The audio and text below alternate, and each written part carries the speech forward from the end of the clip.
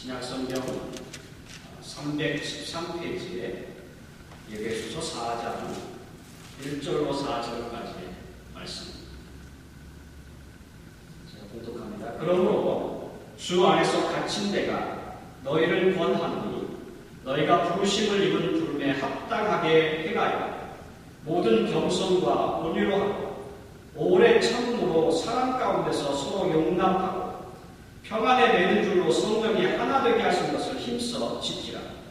몸이 하나이고 성령이 하나이니 이와 같이 너희가 부르심의 한 소망 안에서 부르심을 입었느니라. 아멘. 잘 지내셨죠? 예, 강성파 성도님도 이렇게 함께 이 주말에 함께 하셔서 감사합니다. 또 임종 집사님 멀리도 함께 하셔서 감사합니다.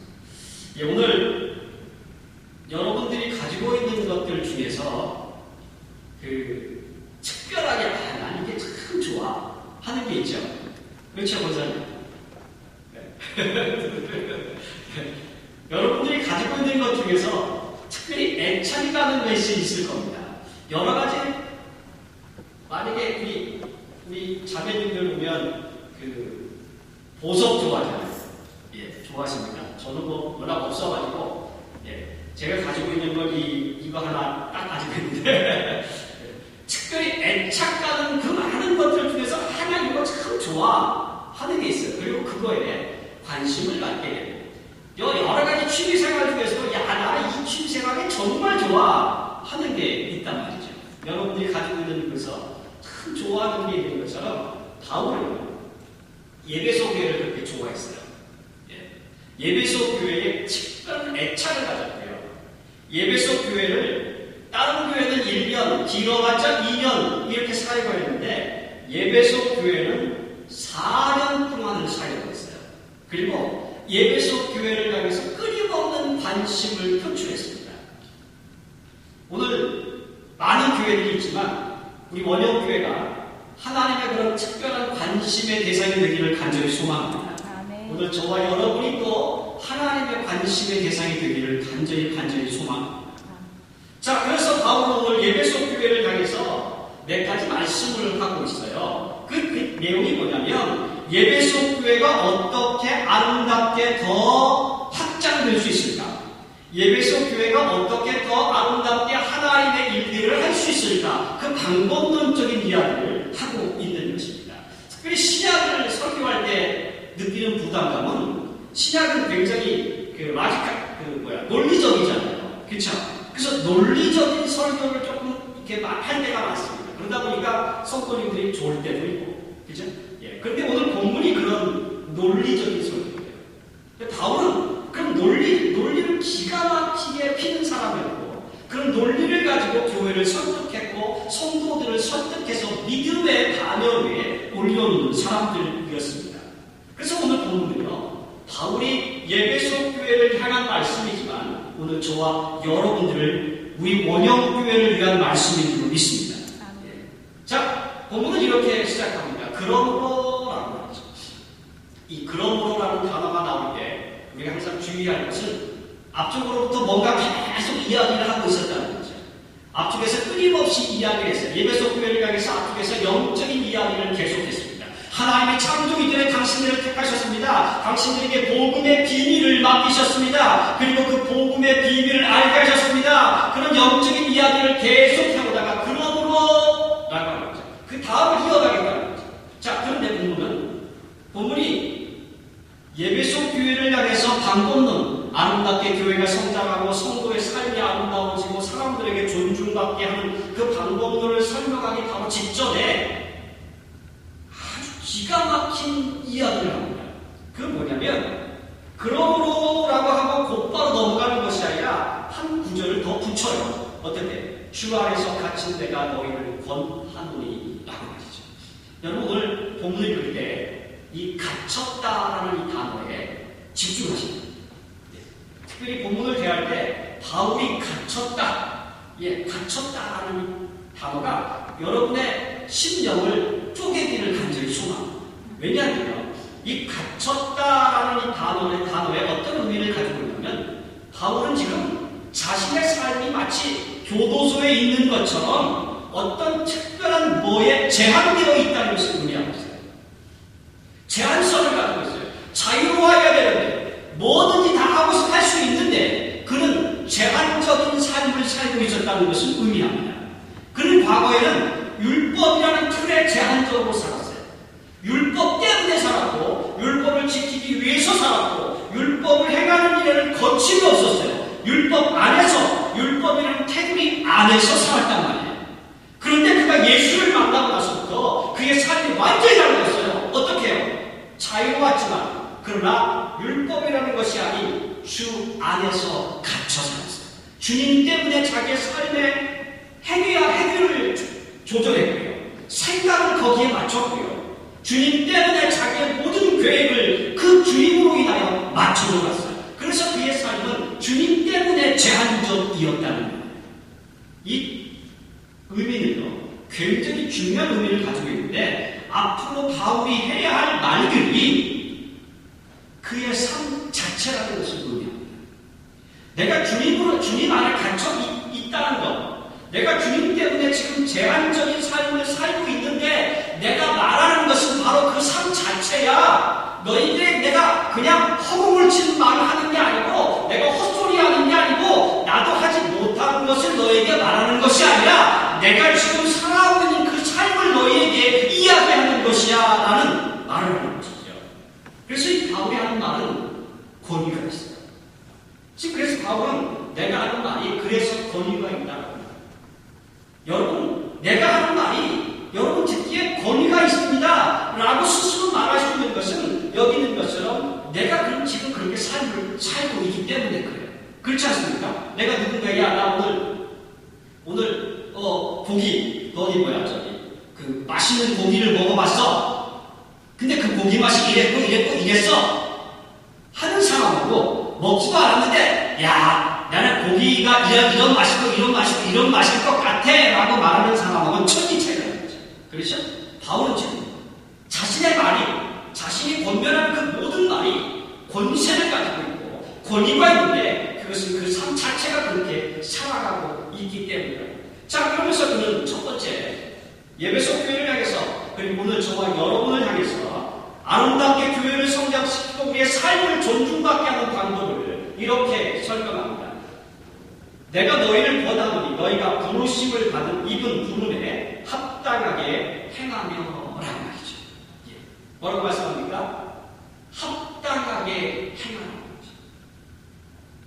바울은 지금 예배소 교회를 향하여 그리고 오늘 저와 여러분 원형교회를 이루고 있는 저와 여러분들을 향하여 권면하는 첫 번째 권면은 뭐냐면 합당하게 행하는 것입니다. 합당하게. 그런데 이 본문에 해당하는 이 합당이라는 이 헬라어는요 어떤 의미를 가지냐면 헬라어가 악시오스라는 단어예요. 악시오스. 발음이 조금 이상한데 악시오스라는 이 단어는 어떤 의미를 가지고 있냐면 기둥을 하나 세워라 그런 의미를 가지고 있어요. 그러니까 여기 합당하게라는 이 말은 너희가 기둥을 세워라 이런 말이에요. 흔들리지 않는 기둥을 세워라, 무너지지 않도록 들보를 세워라 그러한 의미를 가지고 있다는 거죠. 다시 말하면 바울은 저와 여러분들에게 예배소 교회를 향해서 그리고 오늘 저와 여러분들에게 세상에서 이 교회를 움직일 수 있는, 이 교회를 아름답게 성장시킬 수 있는 것, 우리의 삶을 모든 사람들 앞에 존중받게 하는 방법은 어떤 기준을 하나 딱 세우고 그 기준에 맞춰서 살아가는 거죠. 우리 교회는 기준을 세워야 돼요. 저와 여러분의 삶도 기준을 세워야 돼요. 그래서 영어에 보면 누군가 훌륭한 사람이 되겠습니다 라고 하면 어떻게 말하면 something이라는 단어를 써요. someone이라는 단어를 써서 someone이 되나? 그런 개념을 갖고 있다는 거죠. 그런 것처럼 기준을 하나 세워서 그 기준에 맞춰서 생활하는 거예요. 그런데 본문은 바로 그 앞쪽에 그 기준을 어디에 정하냐면 부르심이라는 것에 정하고 있습니다. 여러분이 오늘 우리가 이 세상에 살면서 사람들 앞에 존중받고 이 교회가 성장하게 만드는 방법은 기준을 세우는데 기둥을 하나 세우는데 그 기준의 기둥이 되는 그 기준은 무엇이냐? 부르심입니다. 부르심. 이해 가십니까? 부르심. 자, 여러분, 이런 거예요. 주님께서 저와 여러분들을 부르셨어요. 하나님께서 저와 여러분들을 부르셨어요. 더 쉬운 예를 제가 드리겠습니다. 얼마 전에 박 대통령이 미국에 왔었잖아요. 그때 그 박 대통령을 수혜하던 윤 모시기 대변인이 성추행을 했어요. 그렇죠? 이게 말도 안 되는 일이 벌어진 거예요. 어떻게 그런 일이 벌어집니까? 대통령이 불러서 임명을 하는 사람이에요. 그렇죠? 대통령이 불러서 임명했다면 윤모 씨는 대통령의 부름에 합당한 기준을 세워야 돼요. 나를 임명한 대통령이 어떤 기준을 갖고 있는지 그 대통령에 맞춘 기준을 세워나가는 거예요. 그런 기준이 있었다면 이 사람은 성추행을 행할 수가 도저히 없는 것이죠. 그렇죠? 어떻게 그런 일들을 만들어냅니까? 오늘 저와 여러분이 똑같은 거예요. 오늘 저와 여러분은 누구의 부름을 받았냐면 하나님의 부름을 받았어요. 그 하나님은 어떤 분이십니까? 전능하신 분이고요. 그 하나님은 어떤 분이십니까? 거룩하고 의로운 분이십니다. 저와 여러분이 기준을 세울 때, 이 세상에서 살아갈 때 교회를 성장시키기 위한 기준을 세울 때, 기둥을 세울 때, 그 기둥의 기준은 하나님이 나를 부르심에 합당한 기준이 되어야 돼요. 그 부르심을 기억하며 기준을 세우는 거예요. 그렇죠? 하나님의 이름에 합당한 기준을 세우는 거예요. 내가 하나님이 부르신 자로서 하나님이 무엇을 원하시는지, 하나님께서 내 삶 가운데 무엇을 요구하시는지, 하나님의 말씀이 나를 어떻게 요구하시는지, 이거에 맞춘 기준을 세워가는, 그리고 그 기준에 따른 삶을 살아가는 것이고요. 그 기준에 따른 계획과 그 기준에 따른 프로그램들을 만들어서 거기에 맞춰서 살아가는 것이죠. 교회가 그렇게 움직일 때 다운마가기를 그 교회를 성장한다. 그 교회는 모든 공동체에 속해 있는 모든 일이 세상에 존중받게 되어 있다는 거예요. 어떤 사람도 주님의 부르심에 합당한 생활이 이루어지지 않는다면 그 사람은 이 교회에 아무런 의미가 없어요. 그가 세상에 나가면 세상 기준에 흔들리고, 교회에 오면 그래도 교회 기준에 흔들리고, 그런 부르심에 합당한 기준을 세우지 못하면 아무런 의미가 없다는 거예요. 결국 그 사람은 뭐라고 말합니까? 내가 주의 이름으로 찬송도 했고요, 주의 이름으로 병도 고쳤고요, 주의 이름으로 무엇도 했고요, 무엇도 했습니다. 주님이 뭐라고 말씀하십니까? 내가 너희를 도무지 알지 못한다 이놈들아, 너 뭐했나? 기준이 없는, 부르심의 기준을 삼지 못하는 이들은요, 하나님의 거룩성도 표현할 수 없고요, 하나님의 전능하심도 우리의 삶 가운데서 만들어낼 수 없습니다. 왜? 부르신 자를 기억하지 못하기 때문에. 오늘 저와 여러분이 하나님의 교회, 원형교회와 저와 여러분의 삶을 하나님의 전능하심과 거룩성 가운데 거하기를 원하신다면 부르신 자가 누군지를 분명히 알아야 됩니다. 저와 여러분을 부르신 하나님이 누구신지를 분명히 알아야 됩니다. 그리고 그 부르심에 합당한 기준을 세워서 그 기준에 반응하는 삶을 살아가야 한다는 것이죠. 여러분 삼손 기억하십니까? 삼손. 힘이 너무 좋았죠. 그죠? 힘이 좋아서 어마어마한 힘을 가진 장사였어요. 그에게 한 가지, 그를 부르실 때 한 가지 기준을 세웠어요. 하나님이 그를 지명하여 불렀잖아요. 그리고 기준을 세웠어요. 무슨 기준이요? 입에 술을 대지 말고 머리에 칼을 삭도를 대지 말라 그랬어요. 근데 그가 그 기준을 무시해버렸죠. 그 기준을 여자 때문에 무시해버렸어요. 그렇죠? 어떻게 됐습니까? 그의 최고는 비참했습니다. 그의 힘을 잃어버렸고요. 사람들 앞에 조롱거리가 되었고요. 두 눈은 빼앗겼고요. 그리고 마지막 모든 사람들 앞에서 침뱉음을 당하며 비참하게 최후를 맞이하고 마지막에 결국 하나님이 그의 기도를 들어주셔서 그 비참함에 조금 도움이 되긴 했지만 그래도 그의 삶이 얼마나 부끄럽습니까? 여러분, 오늘 저와 여러분들이 기준을 세우기를 간절히 소망합니다. 그런데 그 기준이 하나님이 부르심에 맞춘 기준을 세워 나가요. 우리 교회가 그렇게 돼야 하나님의 교회로서 다르게 성장할 수 있는 줄 믿습니다.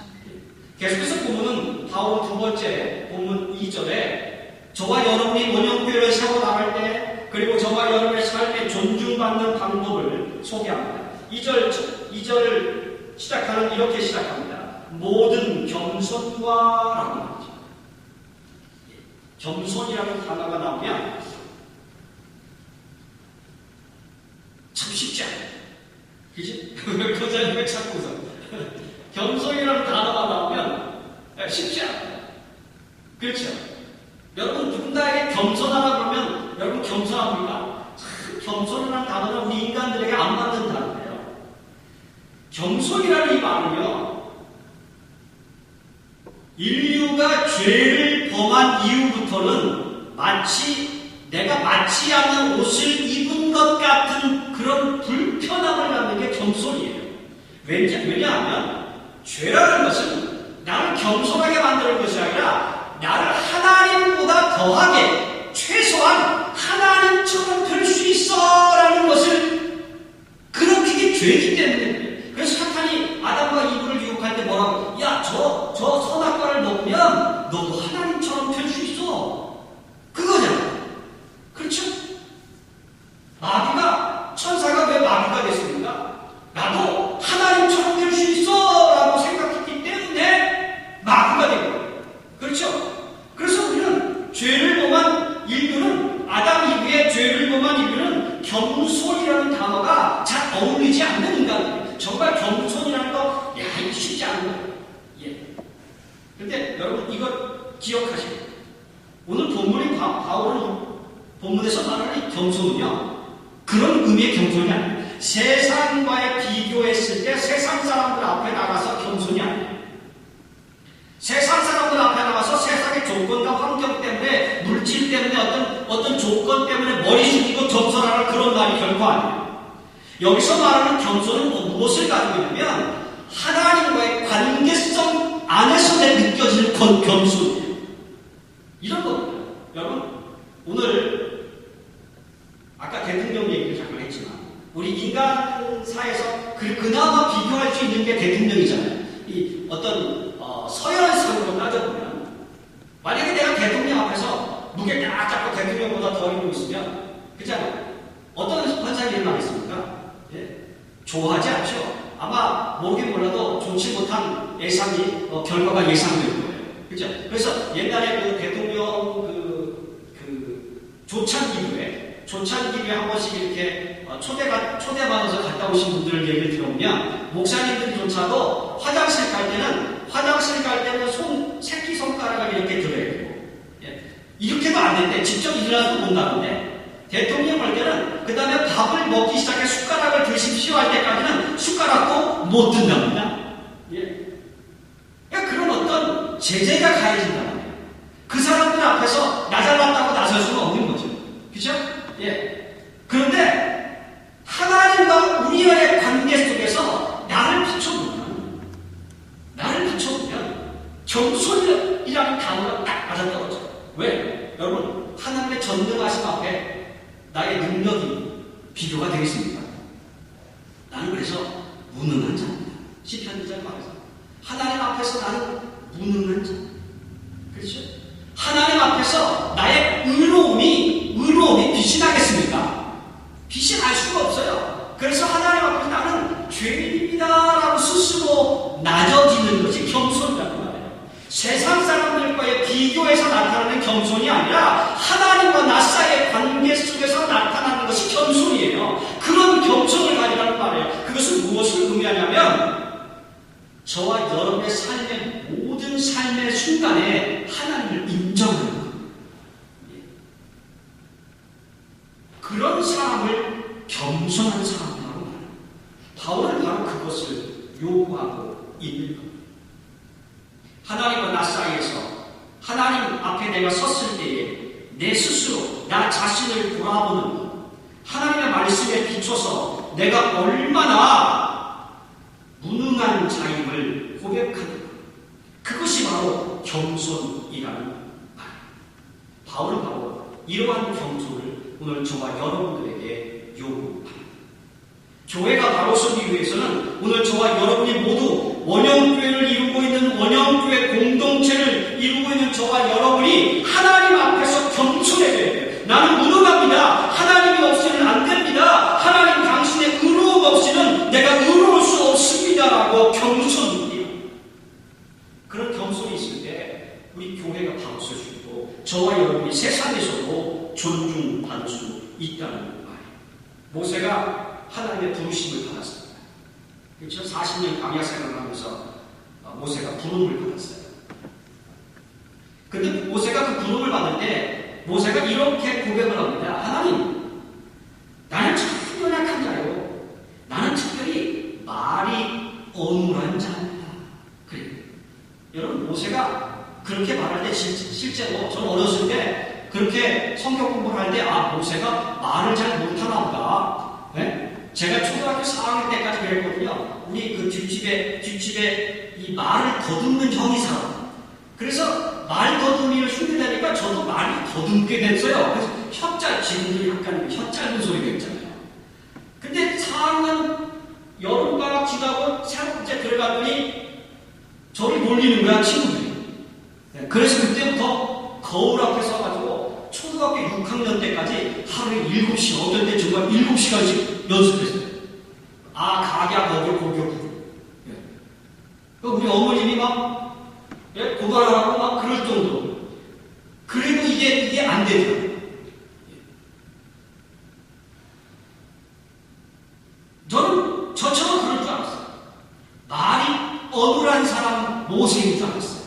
그런데 여러분 한번 생각해보세요. 모세가 말이 어눌할 수가 없어요. 모세는요, 애국의 왕자로서 최고의 교육을 받았고요. 특별히 그 당시에는 스피치 훈련을 굉장히 많이 했기 때문에 말이 어눌할 수가 없어요. 그가 바로 앞에 섰을 때 하는 말을 보세요. 얼마나 기가 막히게 말합니다. 그런데 그 수로 말하기를 나는 말이 어눌한 자라고 고백합니다. 하나님 앞에 서 보니까, 하나님의 말씀을 들어보니까 나는 말이 어눌한 자. 하나님 앞에 자신을 내어놓고 보니까 자기가 지금까지 살아왔던 인생은 어눌할 수밖에 없는 거예요. 그래서 자신의 부족함을 인정하는 것입니다. 나는 안 됩니다. 정말 안 됩니다. 하나님 당신이 함께 해주시면 안 됩니다. 당신이 함께 해주셔야만 됩니다. 그렇게 내놓는 거예요. 그래서 나는 말이 어눌한 자입니다. 라고 바울이, 모세가 못나서 못난 게 아니잖아요. 그는 바로 앞에 서서 담대하게 외쳤습니다. 왜? 하나님의 함께 하심을 믿기 때문에. 자기의 능력이 아닌 하나님의 능력으로 선포하고 있음을 믿기 때문에 그는 외쳤어요. 바로 내 백성을 내놓으라. 그들이 나가서 하나님께 얘기하라. 라고 말이죠. 여러분, 우리가 세상에 나가서 겸손하다는 건 그거는 세상의 사람들 앞에 비굴하는 것, 그런 의미가 결과 하나님 앞에 겸손해질 때 세상에 나가서도 우리의 겸손이 나타나는 것이고, 비굴한 것이 아니라 담대한 가운데, 당당한 가운데 사람들 앞에 머리 숙일 수 있는 것이에요. 그게 없으면 우리는 어떤 자가 되면 그냥 비굴한 자가 되는 거예요. 이렇게 여기 가서 머리 숙이고 저기 가서 머리 숙이는 비굴성을 갖는 것 뿐입니다. 그러나 하나님의 위대하심과 전능하심 앞에, 그분의 거룩하신 앞에 나의 부족함을 인정하고 머리 숙일 때에 비로소 겸손이 시작되는 줄로 믿습니다. 오늘 저와 여러분 그런 겸손을 가져야 하는 것입니다. 그런 겸손한 교회를 또 만들어 나가야 합니다. 그럴 때에 하나님의 도우심이 시작되죠. 하나님이 겸손한 저와 여러분들의 표현이 하나님 앞에 낮아지는 순간 하나님의 능력들이, 하나님의 풍성함들이, 하나님의 높여주심이 저와 여러분들에게 임할 줄 믿습니다. 마지막으로 본문은 3절에 아주 기가 막힌 말씀으로 결론을 내립니다. 3절을 보면 평안의 맹줄로 성령이 하나 되게 하신 것을 힘써 지키라 라고 합니다. 3절에 보면 성령의 하나 되게 하심을 지키라. 이거는 한번 그동안 제가 이걸 잘 아는데 한번 따로 해보겠습니다. 성령의 하나 되게 하심을 지키라. 성령의 하나 되게 하심을 지키라. 어려운 말입니다. 이게 뭘까? 성령의 하나 되게 하심을 지키라. 이게 무슨 말일까? 자, 본문은요, 바울은 이제 본문을 그 영화 같은 데 보면 클라이맥스가 있어요. 클라이맥스. 끌어올리잖아요. 결론을 위해서 막 끌어올리다가 결론을 내지 않습니까? 동물이 그런 거예요. 바울이 이제 예배소 교회를 향해서 클라이맥스를 이렇게 하는 거예요. 야, 너희가 이렇게 해야 하나님의 교회를 세울 수 있고, 이렇게 해야 세상에 존중받을 수 있어. 막 하고 클라이맥스를 막 세우면서 누구를 딱 대고 부르냐면 성령님을 거기다 탁 대입시켜. 성령이 아니고선 너희의 인생이라는 가치가 없다. 성령이 아니고선 너희의 모든 인생에 이루어지는 덕목이라는 것은 아무런 의미가 없다라고 말씀하십니다. 자, 그것을 위해서 여기 2절부터 이렇게 말합니다. 온유로, 그렇죠? 온유, 오래 참고, 사랑의 용납으로, 평안으로, 그죠? 세상이 가지고 있는 덕목들을 제시해요. 덕목들. 얼마나 좋은 말입니까? 온유하라, 좋지요. 오래 참아라, 좋지요. 사랑의 풍성함을 가져라, 좋지요. 평안하고 용납하라, 좋지요. 아름다운 덕목들이잖아요. 그렇죠? 그런데 여러분, 이 덕목들이 저와 여러분에게 적용될 때 온전합니까? 완전합니까? 끝까지 이 덕목을 지킬 수 있어요? 우리 착하고 착하다고 평을 듣고 계시는 우리 권사님, 황 권사님, 주변 사람들이 항상 평하게 너무 착해. 그러면 그 착함이 언제까지나 착할 수 있을 것 같습니까? 못하죠. 때때로 속에서 막 화가 나고 미워한다고 그러는 거죠. 그죠? 온유? 언제까지 온유할 수 있어요? 상황에 따라서 온유라는 건 변할 수 있어요. 세상의 덕목은요, 변질되어져요. 언제든지 우리가 옷을 벗어버릴 수 있는 것처럼 세상의 덕목이라는 것은 우리가 맞지 않는데 던져버릴 수 있는 것이에요. 평안? 나를 공격하는데 지금 평안할 수 있습니까? 네? 평안 못하죠. 나에게 문제가 생겼는데 평안할 수 있어요? 평안 못하죠. 남을 용서하라고요? 지금 내가 죽을 판인데 용서가 가능합니까? 내 거 다 뺏어갔는데 용서가 가능해요? 쉽지 않아요. 손기철 목사님, 주기철 목사님, 그 후손이 그 목사님의 위대함을 간증하는 이야기를 들었는데, 여러분, 아무리 위대해도요, 변질될 수 있는 가능성은 언제든지 있다는 거예요.